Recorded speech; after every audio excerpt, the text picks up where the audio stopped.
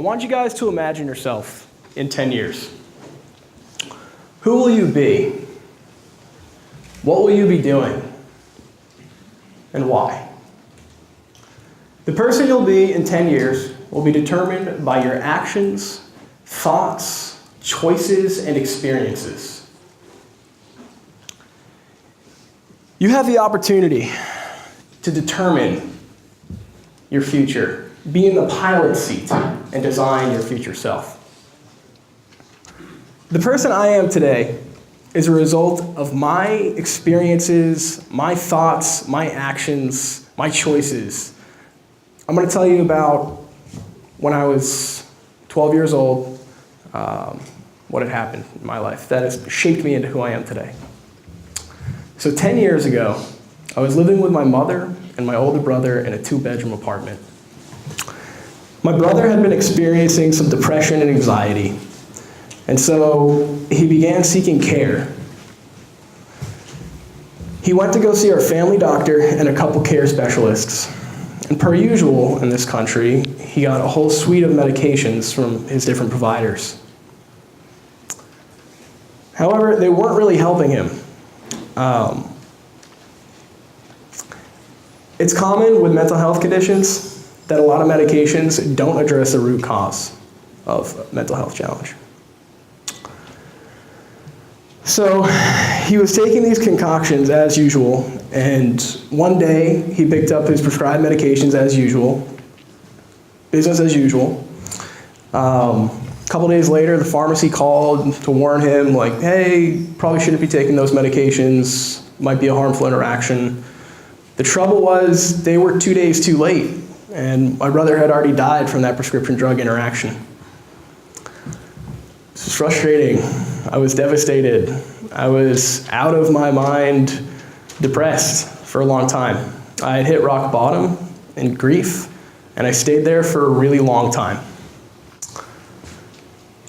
It took me a long time to be able to talk about this openly. I told you I was 12 years old, so no one really knew what was going on who was my peers at school or anything like that. I was in the chasm.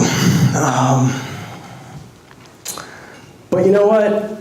Adversity happens to everybody, and it's a really common part of life.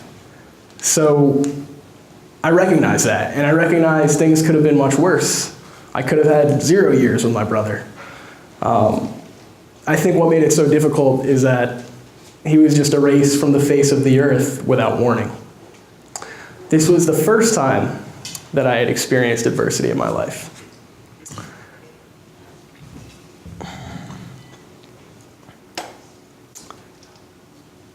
Thank you guys for your patience.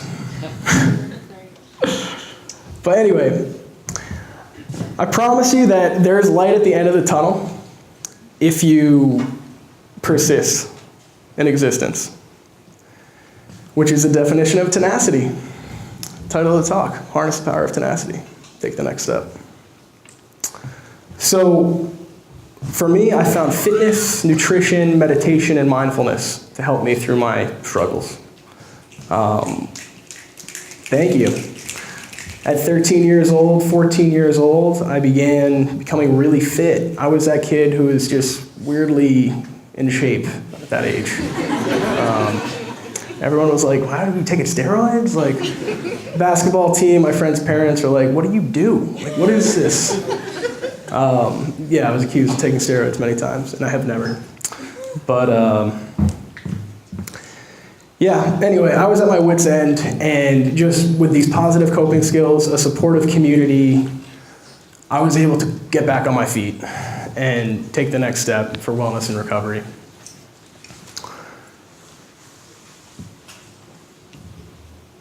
This is me doing a charity calendar photo shoot.